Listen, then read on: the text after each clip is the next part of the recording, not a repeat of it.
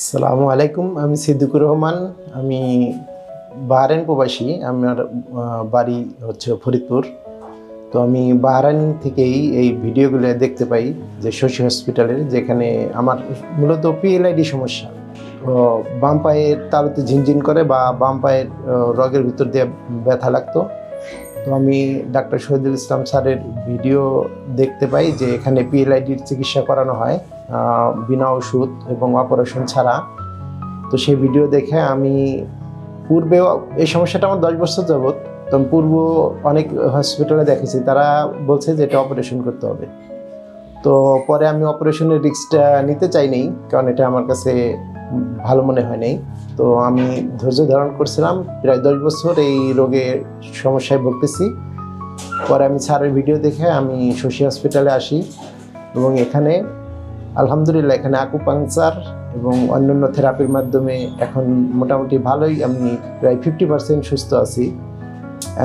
যেমন আমি পায়ে গরম পানিতে পা রাখলে পা অনুভব করতে পারতাম না যেটা গরম না ঠান্ডা, প্লাস কোনো কিছুর আঘাত লাগলে সেটা বুঝতে পারতাম না যে এটা কি আঘাত লাগতেছে কিনা।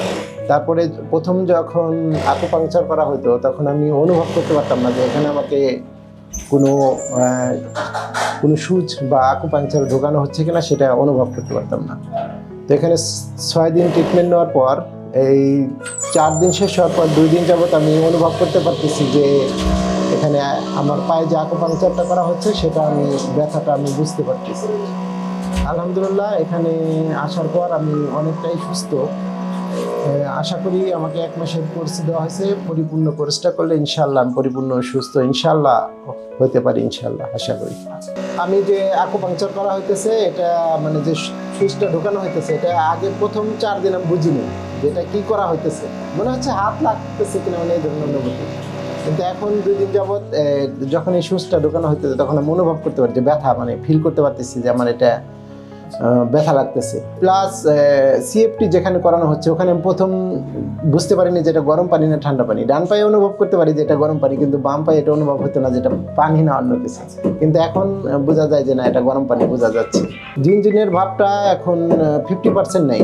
কোনো ব্যথার ওষুধ বা ইঞ্জেকশন কোনো কিছু আমাকে দেওয়া হয়নি। এখানে শুধু থেরাপির মাধ্যমে এবং ফিজিক্যাল এক্সারসাইজের মাধ্যমে ট্রিটমেন্ট করানো।